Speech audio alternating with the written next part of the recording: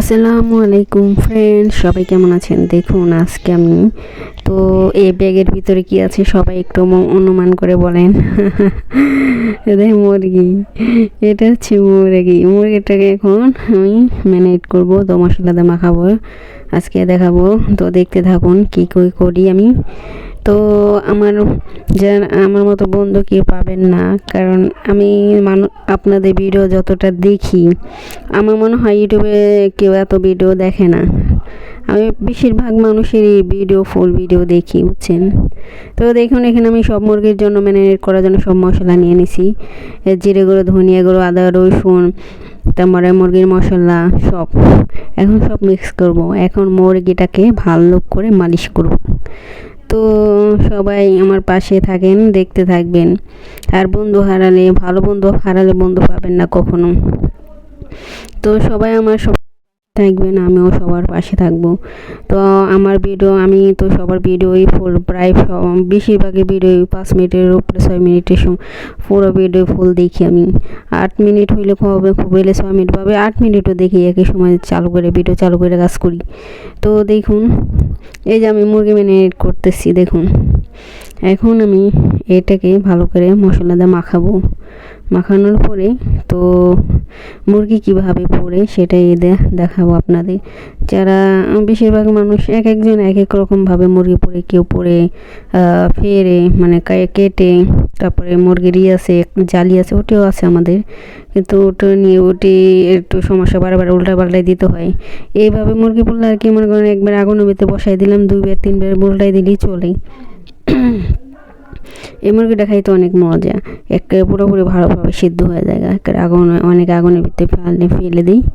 তো আমি এখানে সব মশলা দিয়ে ভালো করে মাখাইতেছি।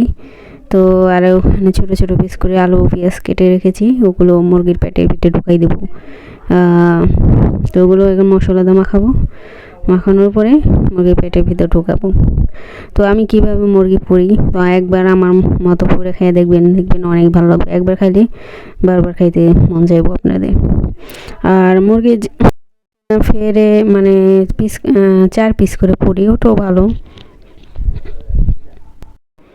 তো দেখুন আমি এখানে আলু আর পেঁয়াজগুলো ভালো করে মশলা দিয়ে মাখাইতেছি। এখানে মুরগির মশলা, এক্সট্রা মশলা আছে, তারপর হলুদ মরিচ সবই আছে এখানে।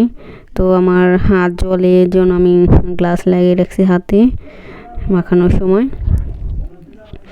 তো আমরা আবার মরিচ টরিচ কম খাই, তো মরিচ টরিচ বেশি লাড়াচাড়া হয় না, এই জন্য মরিচ কোনো কাঁচা মরিচ যাই ভর্তা ছটা বানাইলে হাতে গ্লাস লাগে, তখন হাত জ্বলে না। তো আমার হয়ে গেছে ম্যারিনেট করা। এখন আমি কিছুক্ষণ রেখে দিয়েছিলাম, তারপর আমি এটা এখন অ্যালুমিনিয়াম কাগজে পেঁচিয়ে তারপরে দেখুন, দেখতে থাকুন। তো যারা সবাই কেমন আছেন? আশা করি আল্লাহর রহমতে সবাই ভালো আছেন। আমিও সবার দয়া, আল্লাহর অশেষ মেহেরবানিতে ভালো আছি।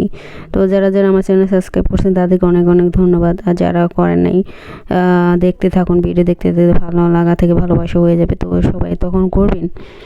আর যারা করছেন তাদের, যারা সাবস্ক্রাইব করছেন তারা একটু ওয়েট করবেন, 1 দিন বা 2 দিন ওয়েট করবেন। অনেক আছে ওয়েট করে না, 2-3 ঘন্টা পরে আবার সাবস্ক্রাইব করে দেয়, তো সেটা তাদের ব্যাপার, তাদেরই কাটা যাবে 3টা কাটা। একটা কাটলে আপনি 3টা কাটবো, এটা আপনি দেখেন। তো দেখুন আমি লাকড়ি জ্বালাই দিছি, এখন লাকড়ি জ্বালিয়ে করতেছি। তো এটা যখন লাকড়ির একবারে জ্বলে যাবে, এখন আপাতত উপরে একটা প্লেটের উপরে দিয়ে দিছি, মানে সেদ্ধ হবে। এখন দেখুন হয়ে গেছে, লাকড়ি কয়লা হয়ে গেছে। এখন কয়লার ভিতরে বসিয়ে দিছি, একবারে মুরগিটা পুরো একবারে অনেক মজা হয়, এবার পুরোপুরি সিদ্ধ হয়ে যায়। এবার দেখুন এই যে পড়ছে, এই যে একটু দেখাইলাম বাই করে, দেখছেন লাল লাল হয়ে গেছে। একেবারে কালো হইলে পুড়ে গেলে কয়লা হয়ে গেল, এটা ভালো লাগে না। এভাবে লাল লাল করে ভাজবেন, দেখবেন খাইতে অনেক ভালো লাগবে। দেখুন তো আমি উঠাই চেক করে দেখলাম যে ঠিক আছে কিনা। আবার এখানে বেগুনও ভাজছি, দেখুন বেগুনও ভাজছি, একটা মাছও ভাজছি আজকে। তারপরে টমেটো চাটনি করছি, ওটা তো দেখালাম না, আগে দেখাইছি। আর এখানে ভাত রান্না করতেছি আমি, দেখুন। তো এটা হচ্ছে বাসমতি চাল। তো আমার বাবা আবার চিকন চালের ভাত, এই ভাত ছাড়া অন্য ভাত খায় না, এই জন্য এটাই সবসময় খাই আমরা। ওকে, সবাই ভালো থাকবেন। আল্লাহ হাফেজ, খোদা হাফেজ।